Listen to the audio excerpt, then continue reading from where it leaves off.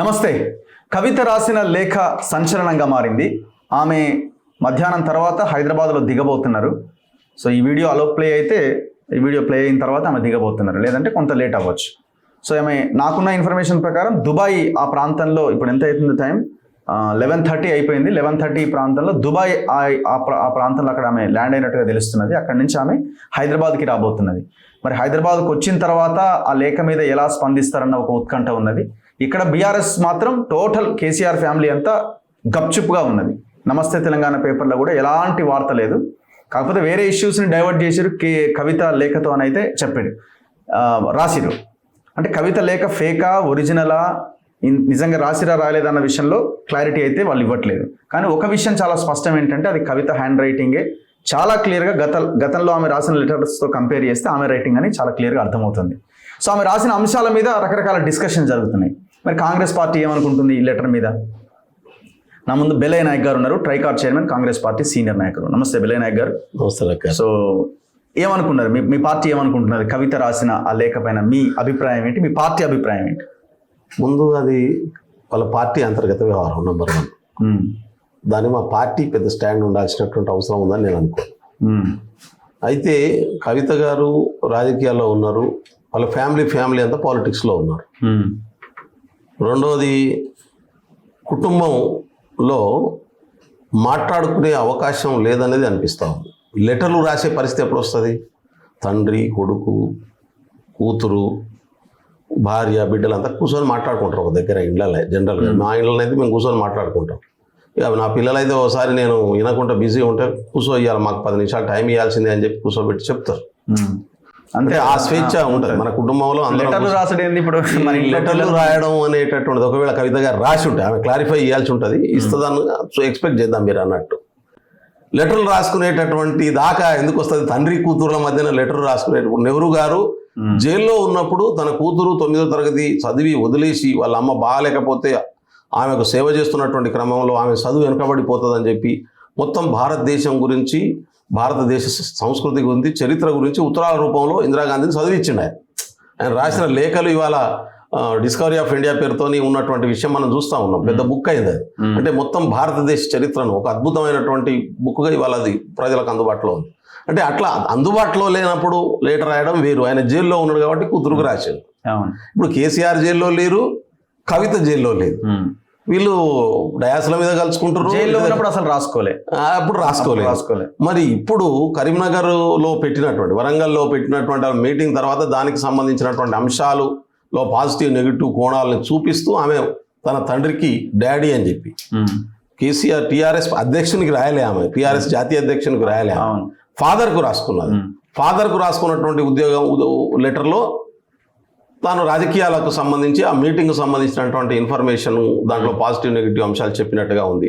రేవంత్ రెడ్డి గారికి ఇంకా ఎక్కువ తిట్టాలనే కోరిక ఆమెకున్నది, బీజేపీని తిట్టాలనే కోరిక ఆమెకున్నది. బహుశా నన్ను జైల్లో పెట్టరు కాబట్టి నేను ఇట్లా అనుకుంటున్నా అనేటటువంటి అంశం ఆమె దాంట్లో మెన్షన్ చేసినట్టుగా ఉంది. లేకపోతే నాకు కూడా నీ లెక్కనే పెద్దగా వాళ్ళ మీద ఏం వ్యతిరేకత లేదనే కంటెంట్ కూడా దాంట్లో ఉంటుంది కదా. అంతేగా. కాబట్టి లెటర్ కన్ఫర్మేషన్ ఒకటి, కుటుంబం యునైటెడ్గా లేదు అనేటటువంటి మెసేజ్ని అయితే ఈ లెటర్ ద్వారా వాళ్ళు పంపించగలిగారు. రాజకీయంగా వాళ్ళు అంతర్గత వైరుధ్యాలతో ఉన్నారు అనేటటువంటి విషయం చాలా స్పష్టం అవుతున్నది. అది ఏం కారణాలు ఏందో మనకు తెలియదు. అది దీనివల్ల ఏంటంటే టీఆర్ఎస్ పార్టీకి మరింత నష్టం జరిగాయి. ఇప్పుడు ఆల్రెడీ అది క్లోజింగ్ దశలో ఉంది. ఇప్పుడు వీళ్ళే పంచాయతీ పెట్టుకున్నప్పుడు కింద క్యాడర్ ఎవరిదారు వాడు చూసుకుంటాడు కదా, అది జరిగేటటువంటి పరిస్థితి ఉత్పన్నం అవుతుంది. రెండోది, అందరికీ టీఆర్ఎస్లో పనిచేస్తున్నటువంటి లక్షల మంది కార్యకర్తలకు ఒక ఇన్సెక్యూరిటీని క్రియేట్ చేసింది లేఖ వల్ల అనేటటువంటిది అయితే చెప్పొచ్చు. ఇప్పుడు తను చెప్పడం వల్ల, అది బయటికి రావడం వల్ల, మరి ఆమె లీక్ చేసిందా, వాళ్ళకు సంబంధించిన వాళ్ళు చేసారా? ఇప్పుడు చేస్తే కవిత నన్ను చేయాలి, లేకుంటే కవిత ఎవరి ద్వారా పంపించిందో వాళ్ళు చేయాలి, లేకుంటే వాళ్ళ తండ్రి దగ్గర నుంచి అయినా లీక్ కావాలి. ఆ తండ్రి దగ్గర చూసేటటువంటి వాళ్ళు ఎవరున్నారు అనేటటువంటి దగ్గర నుంచి లీక్ కావాలి. లీక్ అయిందంటేనే ఉద్దేశపూర్వకంగా ఇది సమాచారానికి పంపించినట్టు కదా. కొంతమంది ఏమో ఆమె లీక్ చేసింది అంటున్నారు, కొంతమంది ఏమో సంతోష్ లీక్ చేసిందని కొంతమంది అంటున్నారు. ఇప్పుడు సంతోష్ ఎవరో అంటున్నారు, నాకు స్విట్జర్లాండ్ లో ఏమో తిరుగుతున్నాడు. ఇప్పుడు ఫ్యామిలీ టీవరా, మరి పాత బకాయిలు లేకపోతే పెట్టుబడులకు సంబంధించినటువంటి పోగు చేసుకునే వ్యవహారం, లేకుంటే అక్కడ వాళ్ళకు ఉన్నటువంటి వ్యాపారాల నుంచి పైసల్ని చెక్ చేసుకుంటారు కదా ఎవరిది వాళ్ళు. అంటే ఇక్కడ దోసుకొని అక్కడ దాచుకున్నదంతా ఇక్కడ వ్యాపారాల్లో పెడితే దాని నుంచి రాబడి ఎంత జరుగుతుంది ఏదైనా చెక్ చేసుకోవడం కోసం మేడం మనకు తెలియదు, కానీ ఎవరో చెప్తున్నారు నాకు కూడా పొద్దున మీకు తెలిసినట్టే. ఇప్పుడు వారం రోజుల టూర్ ఏదో ఉన్నది అట్లా పెట్టుకున్నటువంటి పరిస్థితి. అంటే ఎవరు లీక్, ఇప్పుడు సంతోష్ లీక్ చేసిన కేసీఆర్ దగ్గర నుంచే లీక్ కావాలి కదా. అంతే కదా. అంటే లీక్ చేయాలంటే ఏంది, ఉన్న వాస్తవాలు బయటికి చెప్పాలనుకుంటారు కదా. అంటే టీఆర్ఎస్ పార్టీ క్యాడర్ను ఒక రకంగా ఇన్సెక్యూరిటీకి నెట్టాలనేటటువంటి లక్ష్యాన్ని కలిగి ఉన్నట్టే కదా. అంటే టీఆర్ఎస్ పార్టీ భవిష్యత్తు లేదు అని చెప్పి మెసేజ్ పంపించడం అంటే ఒక రకంగా ఇప్పుడు దానివల్ల టీఆర్ఎస్ విధ్వంసం కావడం ఎవరికి లాభం జరుగుతుంది? పార్టీ బాగుపడాలన్న ఆలోచన ఏమైనా అట్లా ఆలోచన దాంట్లో బాగుపడేది ఏముంటుంది? ఇప్పుడు కేసీఆర్ ఫ్యామిలీ టీఆర్ఎస్ పార్టీకి సెంట్రిక్ పాయింట్. కేసీఆర్ ఫ్యామిలీలో డిస్ప్యూట్ ఉన్నది అంటే ఎవరికి మేలు జరుగుతుంది? ఆ పార్టీని డిస్టర్బ్ చేస్తుంది కదా. అంతే. అంటే వాళ్ళ కుటుంబ సభ్యుల్లోనే ఆ పార్టీని విధ్వంసం చేయాలనేటటువంటి ఆలోచనలు కలిగి ఉన్నారనేటటువంటి విషయం దీంతో. ఇప్పుడు ఆమె పెట్టిన అంశాలు ఒకసారి చూద్దాం. ఆమె ఎస్సీ వర్గీకరణ గురించి మీరు మాట్లాడకపోవడం, అండ్ బీసీ 42% రిజర్వేషన్ అంశాన్ని మీరు టచ్ చేయకపోవడం, వక్ఫ్ బిల్లు మీద మీరు మాట్లాడకపోవడం, తెలంగాణ ఉద్యమకారులకి గతంలో ఎట్లాగైతే అన్యాయం జరిగిందో స్టేజ్ మీద ఇప్పుడు అట్లాగే అన్యాయం జరిగింది, పాత వాళ్ళని ఇన్ఛార్జీలుగా పెట్టారన్న ప్రధానమైన అంశం ఒకటి ఉన్నది, ధూమ్ధామ్ మొత్తం ఫెయిల్ అయింది అన్న ఒక అంశం ఉన్నది. ఇట్లా ఆమె కేసీఆర్కి ఏవైతే పాజిటివ్ అంశాలు ఉన్నాయో, ముఖ్యంగా తెలంగాణ అన్న పదము, ఇంతకుముందు తెలంగాణ అంటే కేసీఆర్, కేసీఆర్ అంటే తెలంగాణ అనే రకంగా ఉండే, ఇప్పుడు అది ఆ స్టేజ్ మీద కనబడలేదన్నది ఒకటి చెప్పింది. ఇప్పుడు కవిత ఉద్యమకారులకి గతంలో కూడా మోసం చేశారన్న యాంగిల్ అందులో కనిపిస్తున్నది. ఇప్పుడు 10 సంవత్సరాల అధికారంలో ఉన్నప్పుడు ఉద్యమకారుల తరపున కవిత వకాలత పుచ్చుకొని మాట్లాడినటువంటి పరిస్థితి లేదు కదా. 10 సంవత్సరాల అధికారంలో ఉన్నప్పుడు 42% 50% బీసీల కోసం కావాలని కొట్లాడినటువంటి సందర్భం లేదు కదా.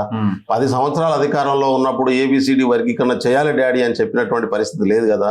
ఆయన ఏంటంటే ఆమె తనకు ఒక రూట్ ఎత్తుకున్నట్టుగా ఉంటున్నది, తను ఒక రూట్ ఎత్తుకుంటున్నట్టుగా కనబడుతుంది.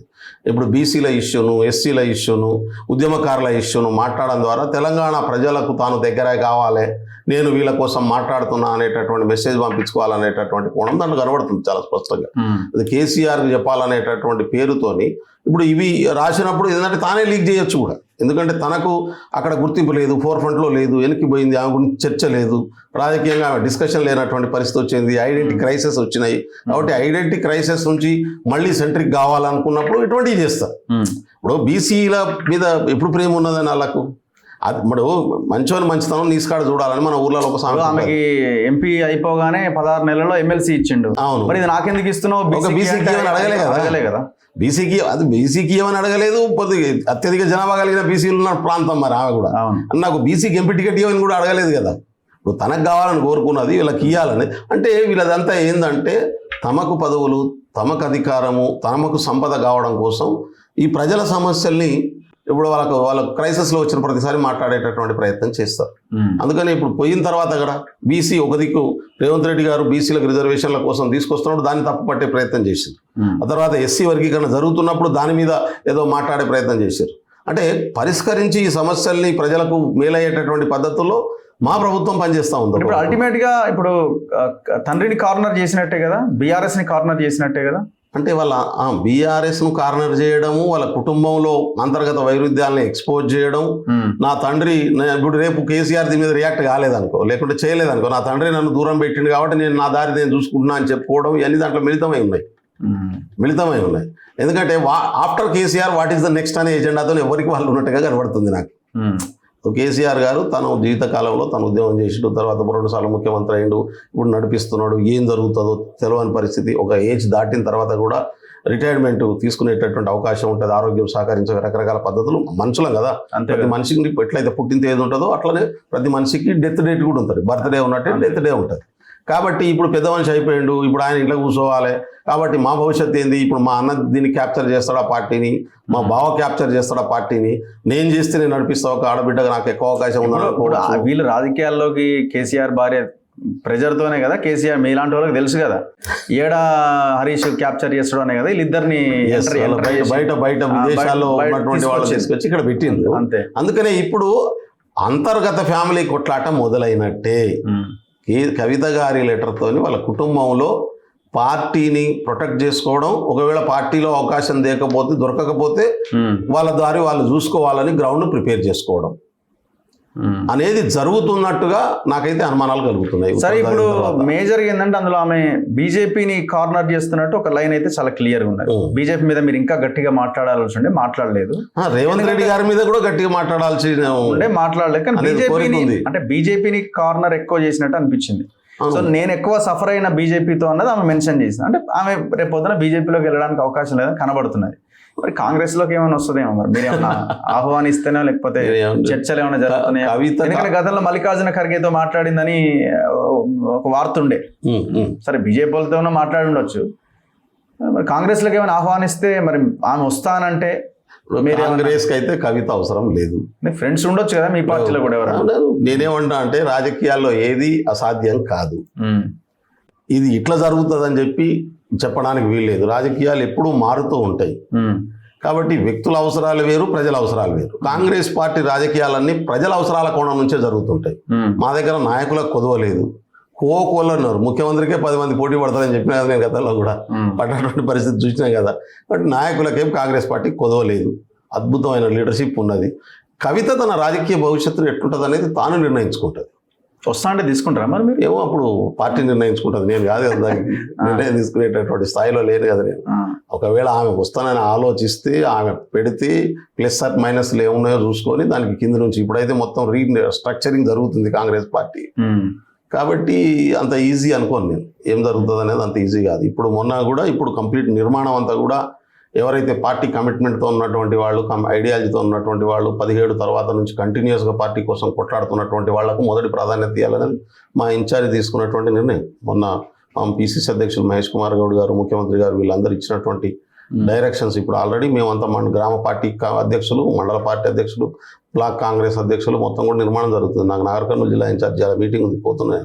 కాబట్టి మొత్తం అన్ని జిల్లాలకు పంపించి ఒక ప్రణాళికాబద్ధంగా కాంగ్రెస్ ఐడియాలజీ ఫోర్సెస్ను ఫోర్ఫ్రంట్లోకి తీసుకొచ్చి నిర్మాణం అప్పచెప్తాం పని జరుగుతుంది. కాబట్టి కవిత గారు రాజకీయంగా ఏం తీసుకుంటారనేది చూద్దాం, మనం తొందర ఎందుకు. మరి ఎందుకు కేసీఆర్ సైలెంట్గా ఉన్నాడు, బీఆర్ఎస్ సైలెంట్గా ఉన్నది టోటల్ ఎపిసోడ్ అని మీరు అనుకుంటున్నారు? అంటే వాళ్ళు ఏదో ఒకటి రెస్పాండ్ అవ్వాలి కదా, ఇది కాదు ఇది అవును, అవును మేము మా అమ్మాయితో మాట్లాడి చెప్పాలి, సమాధానం చెప్పాలి. ఫేక్ లెటరా వాస్తవమైన లెటరా? ఒకవేళ ఫేక్ అయి ఉంటే ఆమె ఈ పార్టీకి రెస్పాండ్ అయ్యేది. ఇప్పుడు ఆమె సరే ఫ్లైట్ లో ఉంది, ఇంటర్నెట్ ఎక్కడ ఉంటుందని కొంతమంది అంటున్నారు. ఇప్పుడు ఆల్రెడీ దుబాయ్ లో ల్యాండ్. ఆమె రెట్ కాలే, పార్టీకి దీనివల్ల డ్యామేజ్ అయ్యే అవకాశం ఉంది. పార్టీ వర్కింగ్ ప్రెసిడెంటో లేకుంటే స్పోక్స్ పర్సన్ రియాక్ట్ కావాలి. అంటే పార్టీ నుంచి ఇంకా డైరెక్షన్ రానట్టే కదా.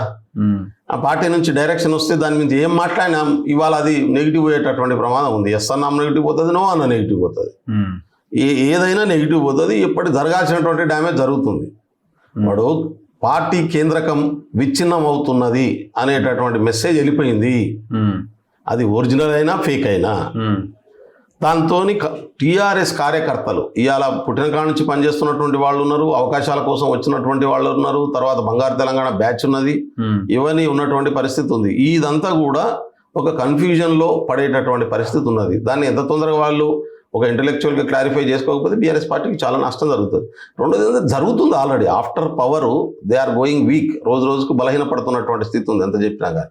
నీకు మనం అందరం అదే రోజు మాట్లాడుకున్నాం, కేసీఆర్ గారి మీద చాలా హోప్స్తోని మీటింగ్ పెట్టారు. కానీ కేసీఆర్ గారు మాట్లాడినటువంటి స్పీచ్ తర్వాత ఏ క్యాడర్ కాన్ఫిడెన్స్ వచ్చింది, మరింత బలహీనపడ్డటువంటి పరిస్థితి. సభ పెట్టకుండానే మంచిగా ఉండనేటటువంటి వాళ్ళు క్యాడర్ చాలామంది ఉన్నారు. కవిత గారు పెట్టినటువంటి దాంట్లో కూడా చాలా అంశాలు ఆమె మెన్షన్ చేసింది వాస్తవంగా. ఈ అంశాలు మాట్లాడకపోవడం వల్ల కేసీఆర్ క్లారిటీ ఇవ్వాలి. నేను ఆ రోజు కూడా చెప్పిన మనతో ఒక్క ఆపరేషన్ కగారు మీద ఆయన మాట్లాడింది తప్ప మిగతా అంశాలు ఇవి కూడా అంత రోజు టీవీలలో మాట్లాడుకొని తిట్టేటటువంటి మాటలే తప్ప ఏం దాంట్లో ఏం ఉన్నటువంటి పరిస్థితి లేదు. రేవంత్ రెడ్డి నేను దేశానికి వెళ్ళగక్కడం దాకా జరిగిందేం లేదు, నేనే ఆల్టర్నేట్ అని చెప్పుకోవడం తప్ప. ఇప్పుడు ఎప్పుడైతే బీఆర్ఎస్గా మార్చి ఐడెంటిటీని వదిలిపోయినరో అప్పుడే దాని పతనం ప్రారంభమైంది. ఇది మనం ఇద్దరం కూడా మాట్లాడుకున్నాం. తెలంగాణ ఐడెంటిటీ మీద పుట్టినటువంటి పార్టీ, తెలంగాణ ఆత్మగౌరవం మీద పుట్టినటువంటి పార్టీ, తెలంగాణ ఐడెంటిటీని ఆత్మగౌరవాన్ని వదిలేసినాక దాని బేసే ఎగిరిపోయింది. ఇప్పుడు మీకు కొంత ఆనందం కలిగిస్తుందా ఇప్పుడు ఈ జరుగుతున్న పరిణామం? మేము ఇట్లాంటి వాటిని మా పార్టీ ఇటువంటి వాటిని పట్టించుకోదు. ఇటువంటిది మాకు దాని పట్ల ఏ రకమైనటువంటి ఏం లేదని చెప్పి ఇంకా మీరు మరింత చెలరేగిపోవడం. మేము ప్రజలే ఆల్టర్నేట్, మాకు మేము ప్రజలతో ఉంటాం. ప్రజల కోరికల్ని 2018లో కేసీఆర్ ఆల్టర్నేట్ లేకపోవడంతో మళ్ళీ ఆయనకే ఓటేసారు. ఎట్టిపోయి మళ్ళీ మా దగ్గరికి వస్తారన్న ఆల్టర్నేట్ ను ప్రజలు ఎత్తుకుంటారు, ప్రజలు క్రియేట్ చేసుకుంటారు. పని చేయకుంటే పని చేయకుండా మేము ఇచ్చినటువంటి హామీని అమలు చేయకుండా బాధ్యత లేకుండా ప్రవర్తిస్తే మమ్మల్ని కూడా పాతాళంలో పడేస్తారు రేపు ప్రజలు. ప్రజలు చరిత్ర నిర్మాతలు, ప్రజలే దేనన్నా మారుస్తారు. గడ్డిపోసను కూడా తీసుకొచ్చి ఇవాళ పెద్ద మానును తయారు చేయగలిగినటువంటి శక్తి ప్రజాస్వామ్యంలో ప్రజలకు ఉంటుంది. వాళ్ళు బలహీనంగా ఉన్నారు, వీళ్ళు బలహీనంగా ఉన్నారు అనేది కాదు. మేము ఇచ్చినటువంటి మాటను ఎంత ఇంప్లిమెంట్ చేస్తున్నాం, ప్రజలకు దాన్ని ఎంత నిలబెట్టుకుంటున్నాం అనేది ఇంపార్టెంట్. అదే పారామీటర్. ఓకే, ఆ పారామీటర్ మీద ఓట్లేసిర్రు. కేసీఆర్ బలహీనంగా ఉండడం, తప్పులు చేసిండు అనేటటువంటిది 1-2% ఉండొచ్చు. కానీ మాకు 40% ఓట్లలో కనీసం 35% ఓట్లు ప్రజలు మేము ఇచ్చినటువంటి వాగ్దానాలను విశ్వసించేసారు. ముందు ఆ 35-36%, ఒక 4-5% ఉంటాయి వ్యతిరేకత ఉండేవాళ్ళు, అంతకంటే ఎక్కువ ఉండదు. కానీ ఈ 35-36% ప్రజలు ఎవరైతే మమ్మల్ని నమ్మి ఓట్లేసి గెలిపించి కుర్చీలో కూర్చోబెట్టారో, వీళ్ళని సాటిస్ఫై చేయాలి మేము, వీళ్ళ ఎక్స్పెక్టేషన్ రీచ్ కావాలి మేము. అది మాకు అందలేదనుకో మా నాయకులకు, నేను అంటున్నా ఖచ్చితంగా మా నాయకత్వం వహించేటటువంటి బాధ్యత వహించాల్సిన పరిస్థితి నెట్టే పడతాం రేపు మేము. కాబట్టి ప్రజల్ని ఎప్పుడు తక్కువ అంచనా వేయదు, వేస్తారని మేము అనుకోం. మా పార్టీ ప్రజల కోసమే పనిచేస్తాం. Anyway, thank you very much Bellaiah Naik గారు. ఇది బెల్లయ్య నాయక్ గారితో కవిత లెటర్ మీద ఒక చిన్న విశ్లేషణ. చూస్తూనే ఉండండి మన తొలి వెలుగు.